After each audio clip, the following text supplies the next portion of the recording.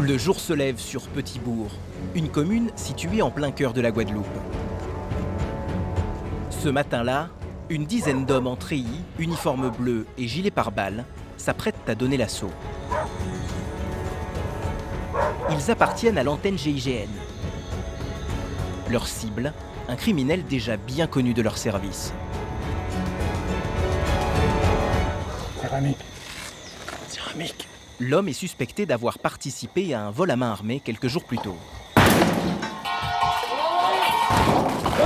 Marie, c'est quoi ton nom? Mets-toi ça.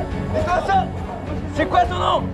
Ok, tu bouges pas. Scandalisée par l'interpellation musclée de la gendarmerie, cette femme proteste. Mais vous faites n'importe quoi! Vous appelez, j'ouvre et j'aurais ouvert les portes. Si ma maman, ils ont pété la porte, maman. C'est la mère du suspect. La veille, avec l'aide d'un complice, son fils aurait braqué un homme qui retirait de l'argent dans un distributeur. Il n'y a pas d'armes, il n'y a pas de drogue, il n'y a rien d'illégal. Allez, faites votre travail. Le suspect a été identifié grâce aux traces ADN retrouvées dans l'utilitaire avec lequel il a pris la fuite. C'est un récidiviste. Il y a 4 mois tout juste, il sortait de prison. On est sur un vol à main armée, personne qui retirait de l'argent au distributeur de billets.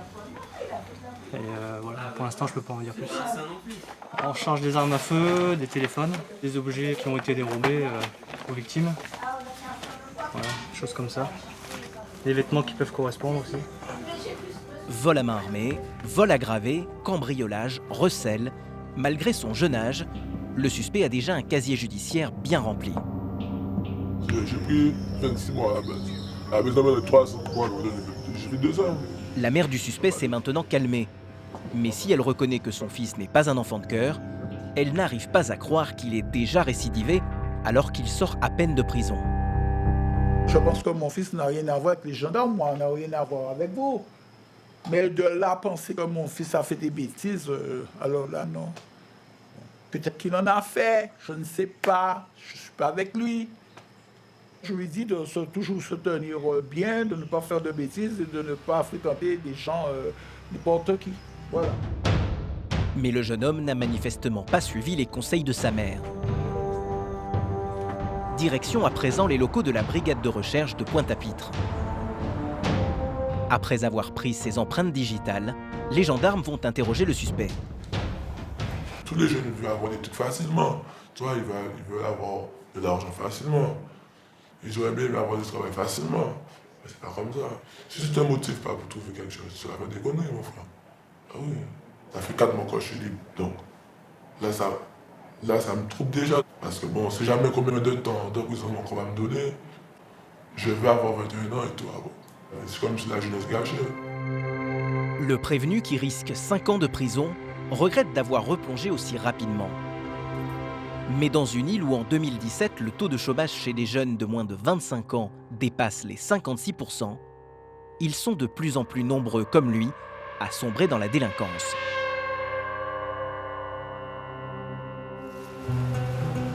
Située entre la mer des Caraïbes et l'océan Atlantique, la Guadeloupe constitue avec la Martinique, Saint-Martin et Saint-Barthélemy l'un des 4 territoires des Antilles françaises.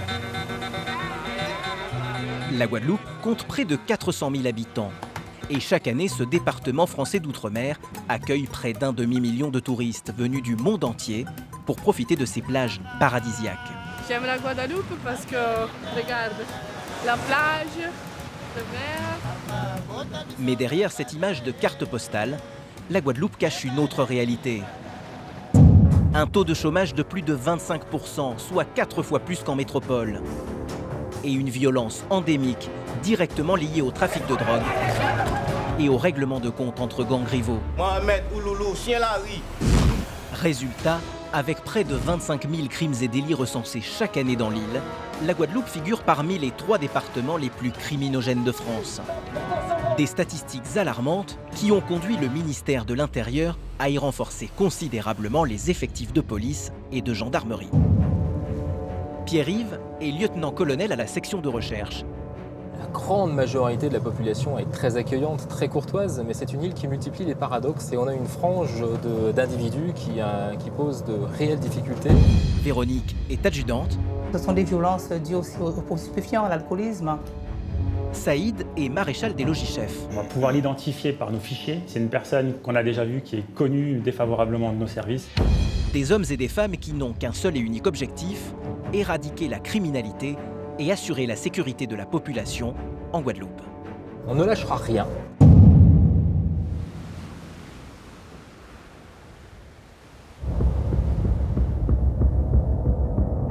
En Guadeloupe, les gendarmes chargés de traquer les chauffards ont dû faire preuve d'ingéniosité.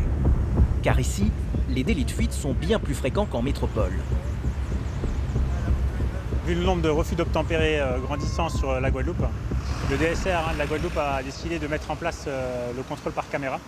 On filme ce qui se passe afin d'identifier ultérieurement les personnes. Pour lutter contre ce problème, le ministère de l'Intérieur a doté les gendarmes de Guadeloupe de petites caméras, maniables et discrètes. Grâce à ce matériel, ils peuvent filmer les fuyards et ainsi éviter de les prendre en chasse. On évite au maximum la course-poursuite, sachant que sur la route, on n'est pas tout seul. On a des familles, il y a des enfants, des piétons. Et tous ces gens-là, ça peut être des victimes potentielles d'un fuyard qui vient les percuter et on n'est pas à l'abri de ça. Aujourd'hui, les gendarmes vont justement être témoins d'un nouveau refus d'obtempérer. Voici les images enregistrées quelques minutes plus tard par la caméra de Saïd. Lorsque les gendarmes lui font signe de s'arrêter, le chauffard fait une embardée à droite pour les éviter. Comme prévu, pour ne mettre personne en danger, les gendarmes ne se lancent pas à sa poursuite. Mais qu'à cela ne tienne. Donc on va voir ce que la vidéo va nous dire. Grâce à la caméra, ils vont pouvoir l'identifier une fois revenus à la gendarmerie. Et on nous voit, nous, Il roule sans le casque, il remonte la file. On voit bien sur l'arrière de la moto qu'il n'y a pas de plaque d'immatriculation. Tout ça c'est fait exprès, c'est conscient, c'est pour éviter qu'on puisse les identifier. Donc là on voit le gendarme faire signe au motard de s'arrêter. Le dernier commence à coucher sa machine afin d'essayer de se faufiler devant la voiture. La moto et le gendarme sont côte à côte, ils se frôlent. Ah ben là les gestes, il ne peut pas dire qu'il ne les voit pas. Moi, je lui fais signe de s'arrêter, forcément. Il fait son petit écart. Et là, donc, les deux collègues de la brigade qui étaient avec nous, eux m'ont dit cherche pas, on le connaît bien, il est connu. Et pour cause, c'est un récidiviste. On va pouvoir l'identifier par nos fichiers. Et c'est une personne qu'on a déjà vue, qui est connue défavorablement de nos services. Et à partir de là, on va pouvoir le chercher et lui imputer tous les faits qu'on lui reproche. Voilà. La base de données confirme leurs impressions. La liste des antécédents du fuyard est longue comme le bras. C'est probablement la raison pour laquelle il a refusé d'obtempérer lorsqu'il a vu les gendarmes. Il est connu pour à peu près 12 faits, pour des vols avec violence, pour des cambriolages, des vols en réunion, donc du recel, il y a quelques délits police-route. Quelques jours après son identification, le fuyard se rend de lui-même à la gendarmerie sur convocation. Il va maintenant devoir rendre des comptes. Venez voir. On va juste monter au bureau, on va être plus tranquille. Venez avec moi, suivez-moi. Tu te rappelles plus ce que tu as fait mercredi dernier? Le jeune homme fait mine de ne pas comprendre pour quelles raisons les gendarmes l'ont fait venir. Il semblerait qu'il ait quelque chose à se reprocher. Il va falloir que tu nous expliques le mercredi dernier. On était sur un contrôle et tu t'es pas arrêté. Hein? Je vois mieux. Ça va mieux? J'ai paniqué. Faut paniquer. C'est quoi ta moto? C'est une moto que j'ai, moi j'ai pas de moto personnelle. D'accord, c'est qui la moto? C'est une moto de gars de Bimao. Mais c'est pas un truc que je cherchais à faire, hein. Je ne cherchais pas à l'écraser. C'est que comme je venais, mais il a surgi sous moi aussi, j'ai flippé. Moto. Le permis, tu n'as jamais passé le permis? Bien sûr. Non? D'accord. Circonstance aggravante, le jeune homme conduisait sans permis. Il est 11h. Tu passes en garde à vue. Tu as le droit de demander, tu as des problèmes de santé, si tu fais du par un médecin. Je t'explique comment ça se passe. Si tu es correct avec nous, on est correct avec toi. Ça sert à rien de nous mentir. Je pense que si tu es là aujourd'hui, c'est qu'on a quand même des billes. Les gendarmes disposent en effet d'une preuve irréfutable. Sur la vidéo, l'arrêt sur image ne laisse aucune place au doute. Pour le suspect, impossible de nier les faits. Mais c'est moi, mais à ce moment-là, il venait le bateau. Attends. La question est, est-ce que tu le connais? C'est moi. Voilà, donc tu te reconnais formellement? Oui, bien sûr. Le prévenu a donc pris la fuite pour éviter de se faire arrêter alors qu'il roulait sans permis, sans casque et sur une moto non immatriculée. Où ils sont cachés? Comment on va faire pour les vols, là, monsieur? Ils étaient pas de la Là, tu les as vus, là. Oh putain! Il faut qu'on lui la parle avec un. D'accord. Donc, Le collègue t'a déjà fait signe une première fois, tu t'arrêtes pas. Moi, je me remets, parce que c'était moi qui étais au milieu de la route, je te refais signe de t'arrêter et tu t'arrêtes pas. Face à la mauvaise foi du jeune homme, les gendarmes essayent de lui faire réaliser la gravité de ses actes. S'il y a un enfant qui traverse ce jour-là, tu fais comment? Tu vas freiner, tu pourras pas freiner. À la vitesse où tu es passé, jamais tu freines. Donc personne n'a envie de mourir dans l'histoire. Hein. Ni toi, ni moi, ni les collègues. D'accord? Face aux gendarmes, l'homme comprend qu'il va devoir répondre de ses actes. Il finit par craquer. Il ne veut surtout pas retourner dans la prison de Bémao, près de Pointe-à-Pitre, un endroit dont il est sorti traumatisé. qu'est-ce qui est dur dans la prison? Le fait que c'est violent, que tu peux te faire frapper? C'est violent. Voilà, ils ont fait quoi? Ils t'ont planté? Mais c'est dans le dos là. Là. Ah, violent, vous avez quoi l'espace là? Ah. Ouais. Ils t'ont fait quoi alors? Pendant que tu dormais? Comme s'ils m'ont réveillé, ils m'ont devenu voir. Et ils t'ont fait quoi? Ils t'ont coupé les cheveux et ils t'ont piqué? 2 ou 3 coups de pied, artisanal. 2-3 coups de pique artisanal. Des grandes lames, des petites lames, tu peux... Donc si Ils m'ont roulé des coups de bâton aussi, un peu. Puis les pouvaient même plus sortir de la cellule pendant combien de temps. Ils n'étaient pas demandé parce que j'ai pas voulu coopérer. Et t'as pas voulu coopérer avec qui? Avec les détails. C'est-à-dire quoi? Il y a des groupes, des gangs dedans? Il y a des... Mais vous savez qu'il y a des gangs. Hein? Mais s'il y a des gangs en prison, de la Guadeloupe. En Guadeloupe, le phénomène des gangs organisés à l'intérieur des prisons est devenu une véritable plaie qui gangrène le système carcéral. Sur ces vidéos filmées avec des téléphones portables et postées sur Internet par des prisonniers, on peut voir des hommes se faire humilier et martyriser par leurs voisins de cellule.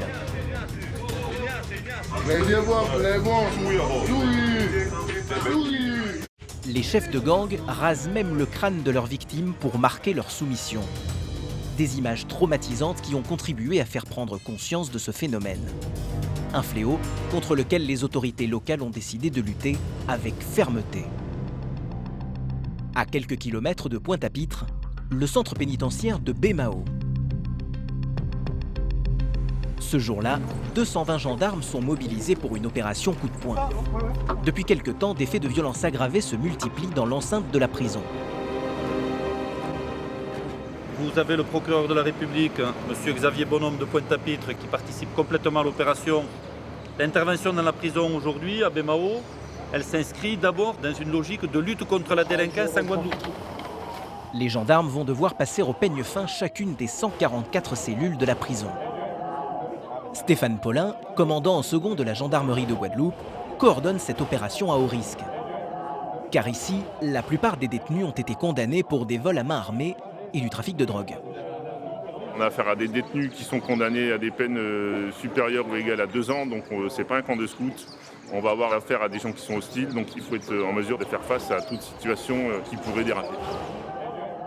Ils peuvent être violents, ils peuvent nous insulter, et le risque principal c'est qu'ils se regroupent et qu'ils commencent à nous faire face. Donc c'est pour ça qu'on est en force ici, pour éviter qu'il y ait le moindre début de mouvement qui puisse dégénérer en rébellion massive. La prison de Bémao compte 515 détenus pour seulement 265 places, soit un taux d'occupation de 194%. Une surpopulation qui pose de nombreux problèmes de violence. D'ailleurs, avant d'effectuer la fouille des cellules, les gendarmes doivent évacuer les 10 détenus les plus dangereux, considérés comme de potentiels fauteurs de troubles.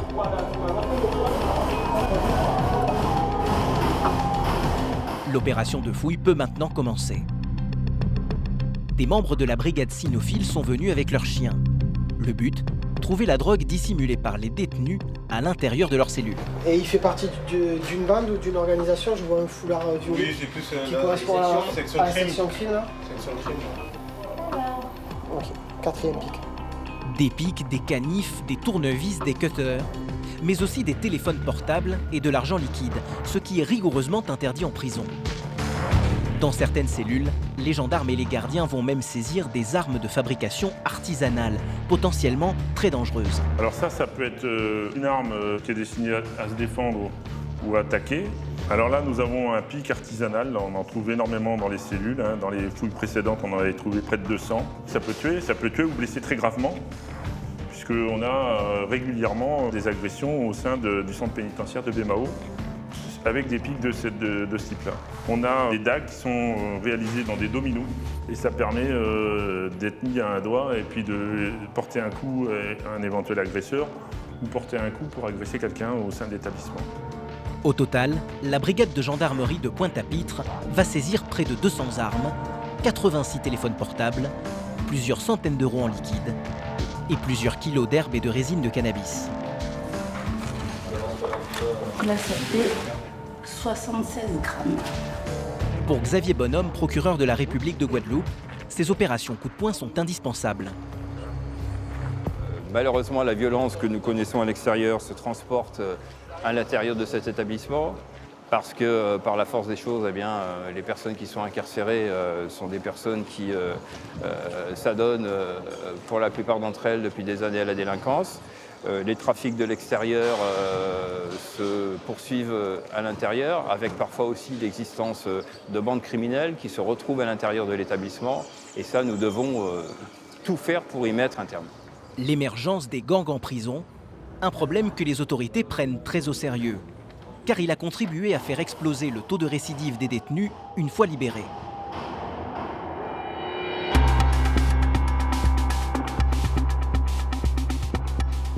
Situées à mi-chemin entre l'Amérique du Sud et les États-Unis, les Antilles sont une plaque tournante du trafic de drogue international.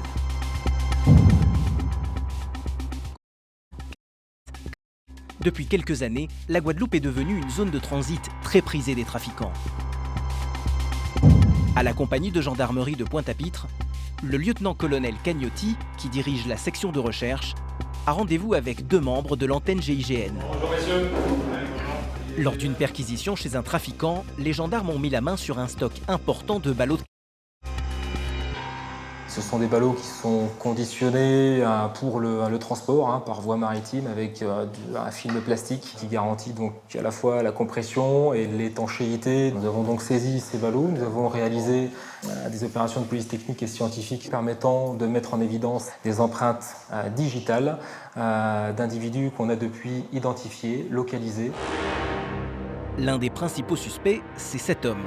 Il ferait partie d'un gang local bien connu dans la région, dont plusieurs membres ont été impliqués dans des affaires de trafic de drogue. Concernant l'intéressé, on est sur un garçon d'une trentaine d'années. Il est connu pour des faits de violence aggravée, usage de produits stupéfiants. Le domicile du suspect a été localisé.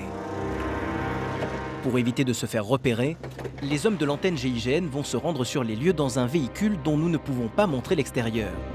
Ils l'appellent le sous-marin. Effectivement, c'est un véhicule avec des vitres teintées et qui passe inaperçu dans le flot de circulation. C'est un véhicule qui nous permet de prendre des photos, des vidéos et d'observer sans être vu. En quelques minutes, les gendarmes arrivent tout près du domicile du suspect. Faire un petit stop que je veux voir. Ils doivent repérer les voies d'accès possibles, mais aussi les issues par lesquelles l'individu pourrait éventuellement prendre la fuite. Donc là, on est sur la parcelle familiale. La maison de droite, c'est la maison de l'oncle. Celle du milieu, celle de la tante. Et celle tout à gauche, jaune, avec toit rouge, c'est la maison de la mère. La famille du suspect habite juste à côté. L'intervention risque d'être délicate.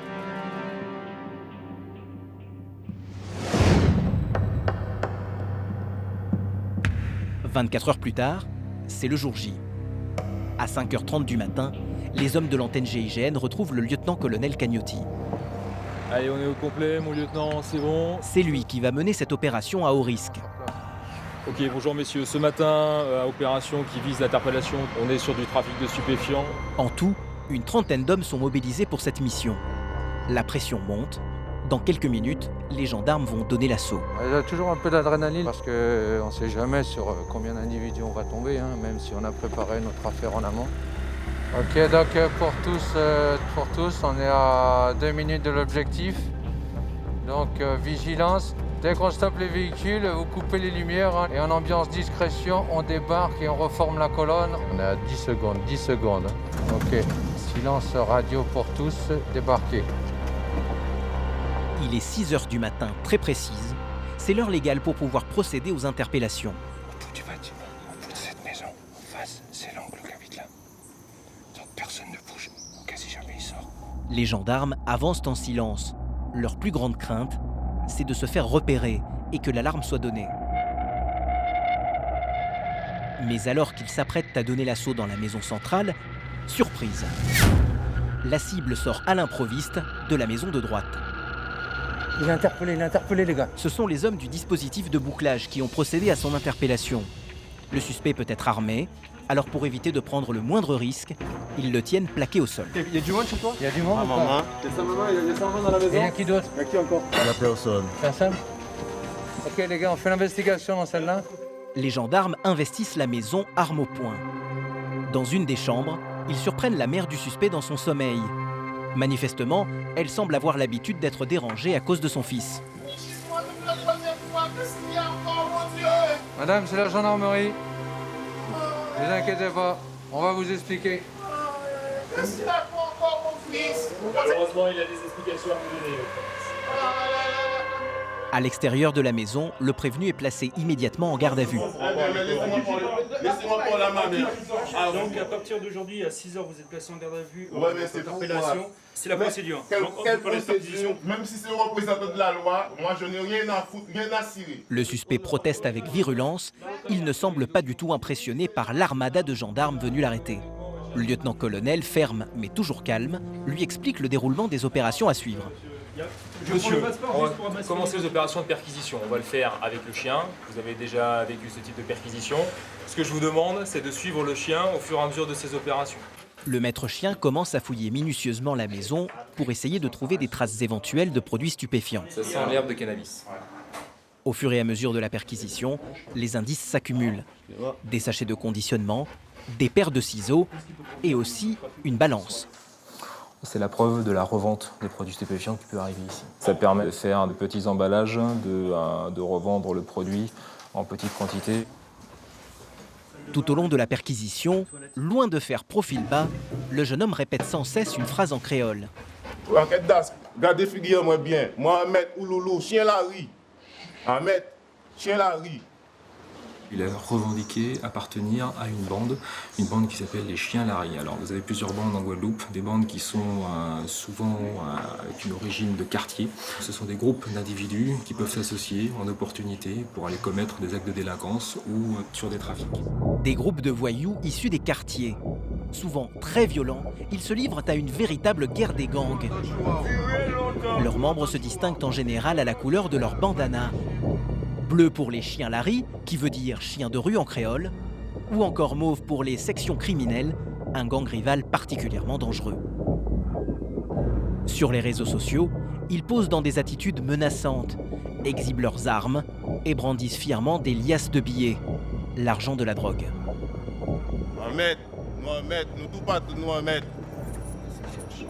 Ouloulou. À l'extérieur de la maison, le maître chien fait une découverte intéressante. Regarde le chien marqué ici, regarde. À l'intérieur de cette cabane. Alors, bon, vous avez ici des contenants. C'est de l'emballage, manifestement de l'emballage vide. Mais ça sert à conditionner l'herbe de cannabis, mais également à la rendre étanche. Ça peut permettre de conditionner entre 5 à 10 kg d'herbe de cannabis. Il y a ça dans le four. Oui, c'est moi-même qui l'a mis. Ça a déjà 2 ans, 3 ans que c'est là. Vous pouvez saisir. Toujours pas la moindre trace de drogue. Le suspect ne semble pas inquiet. Il ignore que le point de départ de toute cette opération, ce sont justement les ballots de 40 kg de cannabis que les gendarmes ont saisis et sur lesquels se trouvent ses empreintes. Des emballages comparables à ceux qui se trouvent chez lui. Le lieutenant-colonel Cagnotti est convaincu que l'homme est un maillon important du trafic. En tout cas, il la réceptionne suite à une importation pour la rediffuser après sur le territoire guadeloupéen. C'est bon, mon colonel? Les enquêteurs ont rassemblé suffisamment de preuves. Ils embarquent le suspect, menottes au poignet, direction la section de recherche de Pointe-à-Pitre. Le prévenu, âgé de 30 ans, est déjà connu pour usage de stupéfiants, mais c'est la première fois qu'il est accusé de trafic de drogue. On est sur de l'importation de produits stupéfiants, de la diffusion, c'est-à-dire que il risque une peine délictuelle, 10 ans d'emprisonnement. Pour lui, la situation est délicate. Au regard de ce qu'on a découvert, il a tout intérêt à s'expliquer, à nous apporter quelques éléments pour qu'on puisse comprendre comment ça s'est passé. Pourtant, malgré les preuves accumulées par les gendarmes, pendant ces 48 heures d'audition, le suspect va tout nier en bloc.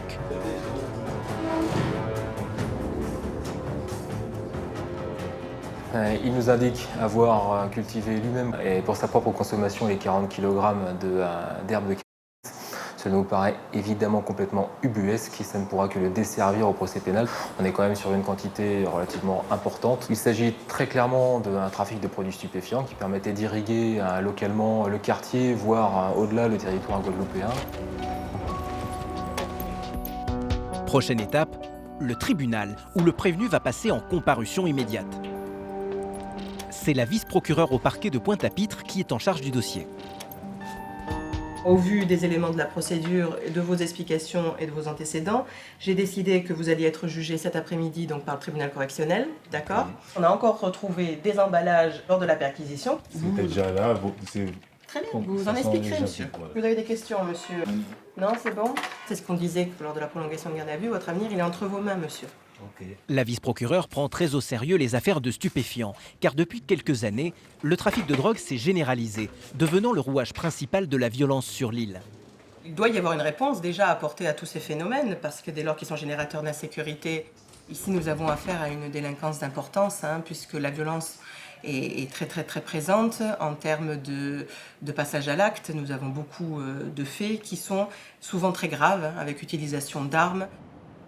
En cellule, le prévenu a accepté de répondre à nos questions. Pour lui, l'origine du problème, c'est le chômage des jeunes. Ben ouais, il y a beaucoup de choses à changer en Guadeloupe. En particulier, il faut donner du travail, il faut changer des choses, quoi. Il n'y a pas de perspective pour les jeunes. Ceux qui sont en bas de l'échelle le resteront toujours. Je ne veux pas dire que la vente de stupéfiants, c'est une solution. Il faut boire et manger. Mais bon, voilà, il faut boire et manger. Vous voyez ? Lors de son procès, le jeune homme sera condamné à une peine de 2 ans de prison ferme et une amende de 77 000 €. Si les trafics de drogue comme celui-ci se généralisent en Guadeloupe, c'est parce que cette île se trouve dans une zone stratégique. Au carrefour des routes de la drogue, c'est un point de transit entre les pays producteurs comme la Colombie, la Bolivie ou le Pérou, et les pays consommateurs comme ceux d'Amérique du Nord et d'Europe. Pour convoyer la marchandise, les trafiquants utilisent de petits bateaux ultra rapides qu'on appelle des go-fast.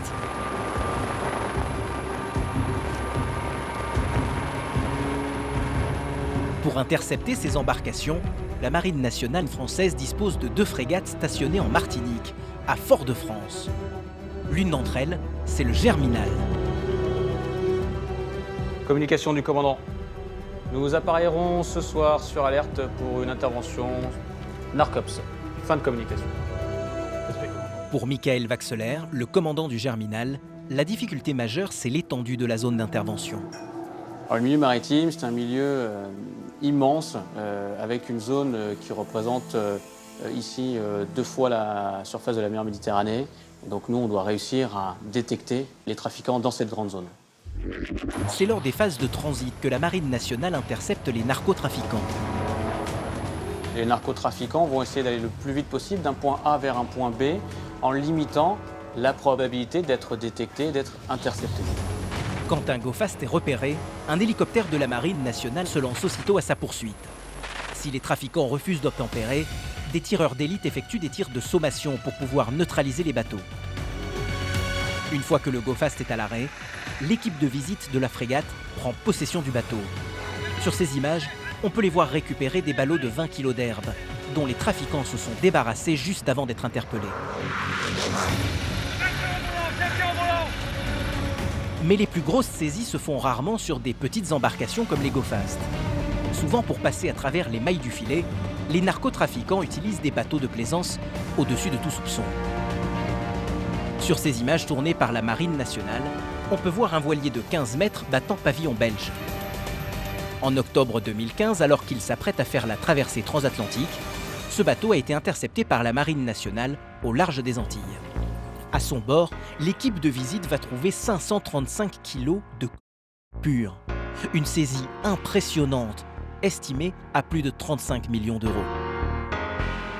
D'après le vice-amiral Olivier Coupry, le moyen le plus efficace pour lutter contre le trafic de drogue, c'est de le frapper directement à la racine. Une opération de saisie à la mer va avoir un impact énorme, positif, va éviter des centaines, voire des milliers de procédures judiciaires sur le territoire national et va sortir de la rue des centaines, voire des milliers de kilos, puisque la cocaïne est parfois coupée. Dans la mer des Caraïbes, les convoyeurs de drogue et la marine nationale se livrent une guerre sans merci. En 2016, les 2 frégates basées dans les Antilles ont saisi plus de 2 tonnes de cocaïne.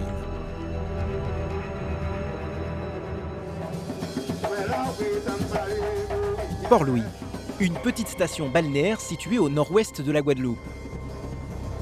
Ici, dans les locaux de la brigade locale, une équipe de 14 gendarmes travaille de jour comme de nuit. Véronique est l'adjointe du commandant. Bonjour madame, on s'occupe de vous? Cela fait 13 ans qu'elle travaille dans cette petite gendarmerie. Mais il arrive que son quotidien et celui de ses collègues soient bousculés. C'est plutôt un harcèlement moral. Voilà. Vous avez signalé les faits à l'école? Vous avez fait des démarches? Il est 11h quand l'adjudante reçoit un appel. Des collègues se trouveraient au beau milieu d'une altercation avec des jeunes, en plein centre-ville. Des collègues qui sont blessés, voilà, parce que moi parce que je n'ai aucun élément. À quelques kilomètres de là, à l'entrée de cette épicerie, une scène de chaos d'une rare violence.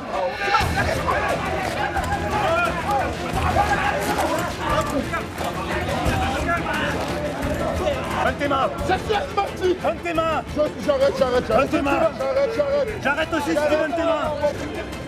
Les hommes du DSI, le détachement de surveillance et d'intervention, sont aux prises avec une bande de jeunes extrêmement agressifs. Tout aurait commencé une vingtaine de minutes plus tôt par un contrôle de routine qui aurait dégénéré. Comme on peut le voir sur les images des caméras de vidéosurveillance du magasin, l'altercation a été très brutale. D'après les témoignages, ces jeunes auraient protesté contre des contrôles qu'ils trouvent trop fréquents.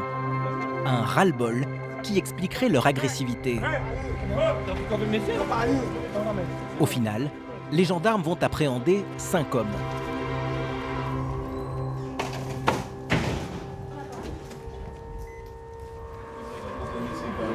Date de naissance? Retour dans la petite caserne de Port-Louis. 2 ans.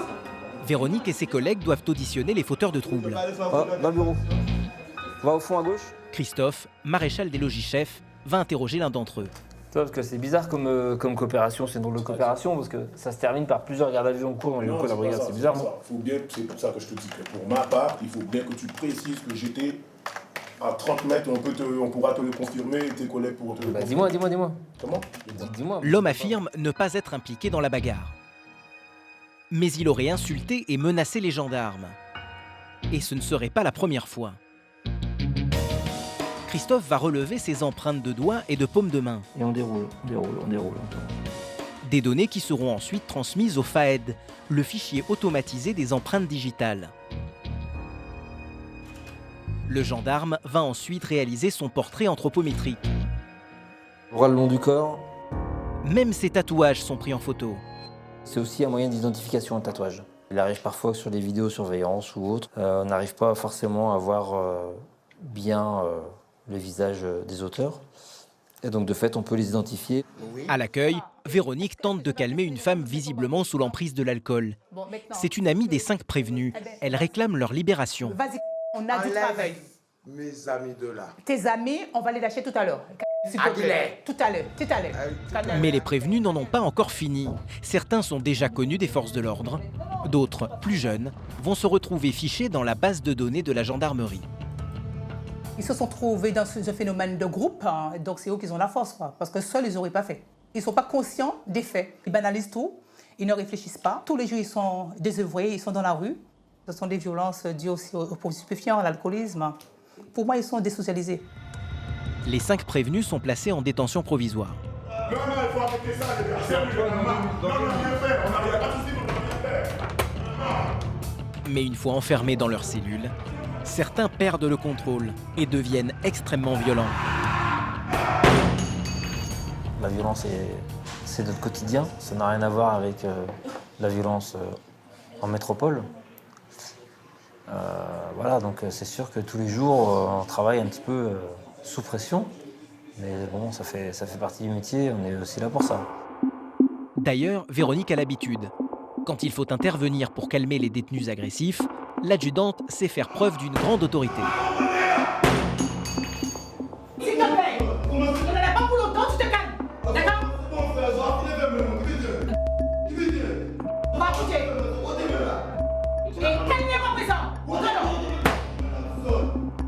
Les fauteurs de troubles seront convoqués au tribunal quelques semaines plus tard.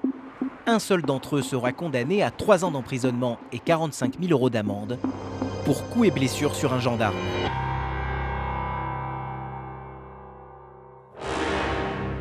En Guadeloupe, la criminalité est présente sous toutes ses formes. La violence, mais aussi les cambriolages. Ces gendarmes appartiennent au peloton de surveillance et d'intervention, le PSIG. Bon les gars, ce soir, 2 patrouilles, on fait ça bien. On leur a signalé 2 individus suspectés de vol par effraction dans une supérette. Cambriolage en cours sur la commune de Sainte-Rose. À ce qui paraît, 2 individus seraient en train de cambrioler une boulangerie. Si nous pouvons intercepter les individus en flagrant délit. Pour pouvoir prendre les suspects en flagrant délit, les gendarmes se dirigent vers l'arrière de la boutique. Mais une fois sur place, ils font chou blanc. Les individus semblent avoir pris la fuite par l'endroit où ils étaient rentrés. Je pense que les 2 individus ont dû casser le volet roulant, casser la petite fenêtre et puis rentrer. Je pense qu'il n'y en a qu'un qui est rentré et l'autre devait lui faire passer tout ce qui est bouteille que l'on voit par terre là-bas. Dans leur fuite, les cambrioleurs n'ont pas eu le temps d'emporter leur butin. Alors ils l'avaient caché dans une poubelle, espérant venir le récupérer plus tard. Joli. Mais 2 hommes, dont le propriétaire de l'épicerie, ont été témoins de la scène. Ils ont pris la fuite à quelle direction quand tu es arrivé? Ils sont descendus par là. Et tu t'as vu s'ils ont fait à droite ou à gauche? T'as pas vu. Mais tu les as juste vus courir là. Ils étaient à 2 mètres. Tu les as regardés vraiment courir au loin ou bien? Les malfaiteurs sont sans doute déjà loin. L'homme est désabusé. C'est pas la première fois, hein. Ça fait plusieurs fois. Et c'est souvent ici, hein. C'est souvent. Les cambrioleurs ne sont pas des professionnels. Il semblerait qu'ils aient laissé de nombreuses traces derrière eux. Le maréchal des logis-chefs Olivier Gramont va effectuer des recherches de traces papillaires, le nom technique pour les empreintes digitales. D'ores et déjà, on peut dire qu'ils n'avaient pas de gants puisqu'on a plein de traces de contact au niveau de la vitre, sous la fenêtre qui a été forcée. Et on a aussi des traces d'empreintes digitales non gantées sur les bouteilles qu'ils ont prises à l'intérieur du commerce. Déjà, rien qu'à la lumière, on détecte 80% des traces digitales qui sont laissées par les gens. Un amateurisme qui pourrait bien leur coûter très cher. Tu as pu en avoir sur les bouteilles, Brice? Sur celle qu'on avait vue en premier, non? Donc là, j'ai l'embarras du choix. On va prendre celle qui, à mon sens, sera la plus exploitable, c'est-à-dire la plus nette. Voilà, donc là, on voit très bien, hein. On voit tous les creux, les sillons distinctement. Donc ça peut être exploité par nos services. Et pour augmenter leurs chances de retrouver les auteurs des faits, les gendarmes vont également effectuer des recherches de traces ADN. Toutes les traces laissées par l'auteur, en l'occurrence la peau qui a pu frotter sur le support métallique. Voilà, donc là par contre, s'il y a un ADN qui est révélé, il sera mis en comparaison avec tous les individus fichés au FNAG. Cette fois, le fichier national des empreintes génétiques. Ce genre de cambriolage par effraction est courant en Guadeloupe. Il y a donc de fortes chances que les individus soient déjà fichés. Alors qu'ils s'apprêtent à être interrogés par les gendarmes, les propriétaires de cette épicerie sont encore sous le choc. Oh là là. C'est désagréable, mais bon, qu'est-ce qu'on peut faire? C'est pas tout pareil. Est-ce que vous avez peur qu'il pourrait éventuellement vous agresser aussi, simplement physiquement? Eh bien oui, alors là ça c'est clair. Vous avez peur de quoi? Mais j'ai peur parce que peut-être, on ne sait pas qui est, peut-être qu'ils nous observent et puis après, le fait qu'ils ont vu des gendarmes, je ne sais pas, moi, ils peuvent venir nous agresser après. Hein. Vous vous sentez en sécurité ou c'est dangereux pour la Guadeloupe? Mais la Guadeloupe est dangereuse maintenant. Auparavant c'était bien, mais maintenant tout a changé, il n'y a que de la délinquance. Voilà. Un constat amer que partage un grand nombre de Guadeloupéens qui ne reconnaissent plus cette île dans laquelle ils sont nés et où ils ont grandi. Nous sommes à la compagnie de Pointe-à-Pitre. Ce matin, 2 gendarmes se préparent à partir en mission. Pour ces brigadiers, pas d'uniforme. Le revolver est bien caché, car leur principal instrument de travail, c'est leur appareil photo. Nous les appellerons Danny et Bob. Impossible de dévoiler leur véritable prénom, ils travaillent incognito. Notre travail, c'est de recueillir les informations au fin d'initier des enquêtes. Des enquêtes de tout ordre, toute thématique, trafic de stupéfiants, cambriolage, braquage. Le fait d'être un gendarme antillais, ça me permet quand même de passer inaperçu et d'aller même au contact des auteurs. Les gens ne voient pas qu'on est gendarmes, parce qu'on est habillés comme eux, on fonctionne comme eux, ça nous permet de faire le travail beaucoup plus simplement. Aujourd'hui, ils sont en repérage dans cette rue d'un quartier pavillonnaire. Des voisins ont signalé des faits de tapage nocturne. Moi, c'est au fond, à droite. Hein. Donc tu peux cacher les voitures qui sont là. C'est la dernière maison à droite. Dans un premier temps, Danny va faire un passage à pied pour tenter d'identifier des noms éventuels sur la boîte aux lettres. Donc je t'attends là-bas et je te laisse y aller. Ok? Mais une fois que le gendarme se trouve à proximité de la maison, un jeune sort immédiatement de son repère pour voir ce qui se passe. Une attitude suspecte. Danny doit impérativement faire comme si de rien n'était et continuer sa route. Vas-y. Je ne le récupère pas tout de suite. Lui, il continue, comme ça évite qu'ils ne verront jamais monter dans la voiture. Pour ne pas éveiller les soupçons, Bob va récupérer son collègue quelques pâtés de maison plus loin. C'est des gens qui sont tout le temps aux aguets, c'est des gens qui guettent. Ce type d'individu, là, il nous donne un indice important, c'est qu'il n'est pas tranquille dans sa tête. Tout de suite, il sort. Donc ça veut dire qu'il y a de quoi gratter, quoi. Alors là, il y avait un mec dehors et 2 à l'intérieur. D'accord.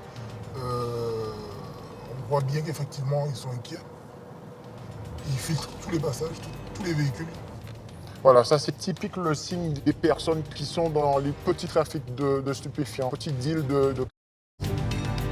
Les jeunes sont sur le qui-vive, les gendarmes tiennent sans doute une piste. Mais impossible de continuer leur enquête aujourd'hui sans se faire repérer. Ils reviendront plus tard. Direction maintenant la commune du Lamentin, à une trentaine de kilomètres de Pointe-à-Pitre. Un indique leur a signalé un possible commerce de drogue dans une maison située en plein centre-ville. Il y a une barrière blanche là, t'as un petit portillon. C'est à l'intérieur. Voilà, c'est juste après. Les jeunes sont assis derrière, à côté de la maison. Voilà. D'accord. C'est ceux qui jouent au domino là. Pour ne pas être démasqués, Danny et Bob vont se garer à 150 mètres de l'endroit. Alors, est-ce que tu as une vue? Ah ouais, tip top. J'ai un angle de vue de là. Tu vois là, c'est baissé là. Ouais. À l'intérieur. D'accord. C'est pas mal quand même. Franchement, c'est une bonne place quoi. Alors que les 2 gendarmes ne sont en planque que depuis quelques minutes, un client potentiel se manifeste déjà. Le gars il est arrivé en vélo, il est descendu de son vélo, il est rentré par le petit portillon. Et on va voir combien de temps qu'il ressort, s'il repart ou s'il reste sur place. La première vérification, c'est de voir effectivement est-ce qu'il y a des allées et venues sans cesse. Est-ce que c'est un commerce, quoi, tout simplement. Les soupçons des gendarmes se confirment. Quelques minutes seulement après être rentré dans la maison, le jeune homme ressort. Voilà, il repart avec son vélo et je pense que celui-là, il a ce qu'il faut dans sa poche. Tranquille, posé. La piste du trafic de stupéfiants est solide. Il faut maintenant prendre les suspects en photo pour étoffer le dossier. Donc dès que tu peux le cacher, tu le caches. Je vais carrément le filmer. Il est à 20 mètres. de faire semblant de dormir. Le suspect, qui ne se doute de rien, et on a notre homme, passe tranquillement à vélo devant la voiture de Danny et Bob. Il nous a même pas vus, il a même pas tourné sa tête sur nous, donc tout va bien. Une photo très nette sur laquelle on peut clairement identifier son visage. Ça, c'est des éléments de preuve. Ça nous permet de faire une enquête approfondie sur ces personnes aussi. Quelques minutes plus tard, un nouveau client entre dans la maison. Deuxième. Et comme le précédent, il repart presque immédiatement. Le voilà, il est ressorti. Regarde, il met des trucs dans sa poche. Ça n'a même pas duré une minute, il est rentré, il s'est servi et il est reparti à vélo tranquillement. Pendant près d'une heure, les acheteurs vont se succéder à un rythme incessant. Le mec bleu ressort, regardez. Le scooter, attention. Et voilà un d'entre eux qui s'en va tranquillement. Avant, il n'y avait pas ça, quoi. Avant, il n'y avait pas de commerce de drogue comme ça facilement à la vue de tout le monde. C'était plus discret, c'était à la campagne. C'est des citoyens, des gens qui sont fatigués avec ça, quoi. Ils entendent tout le temps à la radio braquage, cambriolage, trafic de drogue. Ces gens-là, ce sont des citoyens qui veulent vivre normalement, quoi. Des petits trafics qui contribuent à augmenter le climat d'insécurité qui empoisonne la vie des Guadeloupéens. Voilà, ils traversent. Voilà. Entre les photos des acheteurs présumés et les immatriculations des véhicules, essayez de prendre la plaque, juste la plaque de la voiture. Les deux enquêteurs disposent maintenant de suffisamment d'éléments pour ouvrir une enquête. Ce type de mission d'observation et de surveillance constitue la première étape dans la lutte contre les réseaux de trafiquants de drogue. Lorsqu'ils disposent de suffisamment d'éléments, les gendarmes peuvent passer à l'étape supérieure, les interpellations. À la caserne de Petit Pérou, les hommes de l'antenne GIGN de Guadeloupe se préparent justement pour une opération de grande envergure. C'est quoi ça? L'environnement, donc c'est une petite habitation de plein pied, en zone urbaine, difficile d'accès parce qu'il est régulièrement reconnu et défendu, on va dire, par l'adversaire qui gravite toute la journée. Il va falloir faire vite, de manière à ôter toute liberté de manœuvre et à éviter qu'il se débarrasse des produits stupéfiants ou qu'il nous échappe dans le décor. Le but de cette opération, démanteler un réseau de trafiquants de drogue dont certains sont considérés comme particulièrement dangereux. Les objectifs que l'on va traiter demain matin appartiennent tous au grand banditisme, dont certains ont un passé lourd en termes judiciaires, n'ont pas hésité à faire usage de leurs armes en présence des forces de l'ordre. Donc c'est des missions qu'on appréhende avec sérieux et rigueur pour éviter qu'un militaire puisse être blessé. Le lendemain matin, à 5h30, sur une aire de parking, l'antenne GIGN se prépare. Pour les assister, une quarantaine de gendarmes mobiles, mais également les hommes de la section de recherche qui ont enquêté sur l'affaire pendant des mois. C'est le lieutenant-colonel Cagnotti qui dirige les opérations. Donc soyez rigoureux sur l'intervention, la réactivité quand on arrive sur le site. Je serai en lien radio avec tous mes enquêteurs, c'est ceux qui sont en civil. Vous vous rapprochez d'eux s'il y a des soucis particuliers. Allez, c'est parti. Maximum 5h50, départ sur objectif.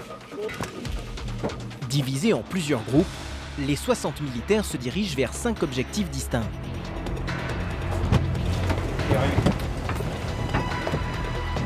À l'approche d'une des cibles, le groupe d'intervention avance en silence.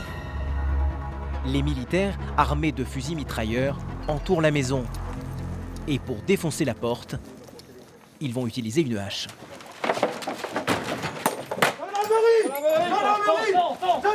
L'opération est un succès. Le suspect ne se doutait de rien. Il a été surpris dans son sommeil. Allez, toi sur le front, ton camp. Allez, et toi sur le front. Allez. Ah. Ouais, sécuriser les gars pour le reste. Le suspect, encore groggy, n'oppose pas vraiment de résistance. Mais les apparences sont trompeuses. L'homme est un dangereux criminel. Les gendarmes doivent donc immédiatement l'immobiliser afin de limiter les risques.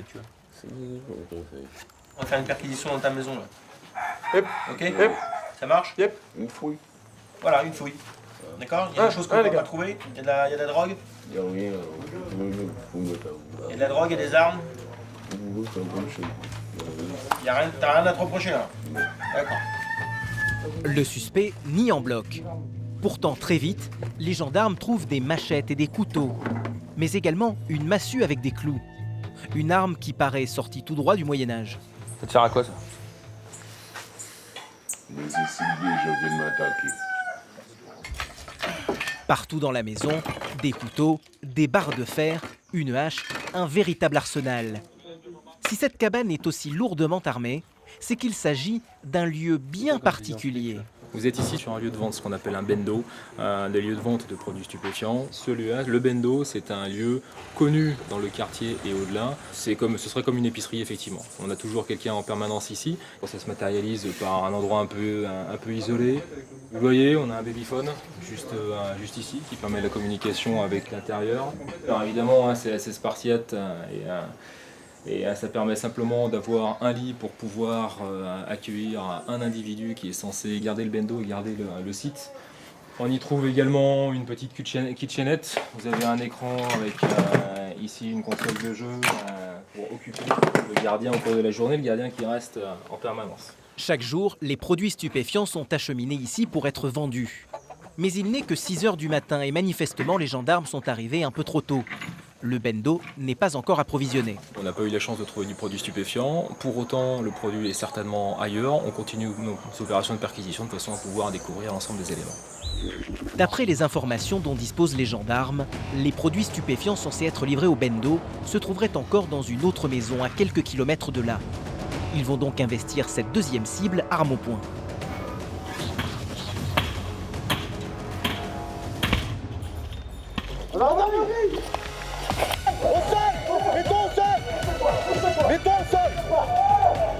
Quel est le problème? Qu'est-ce que j'ai fait?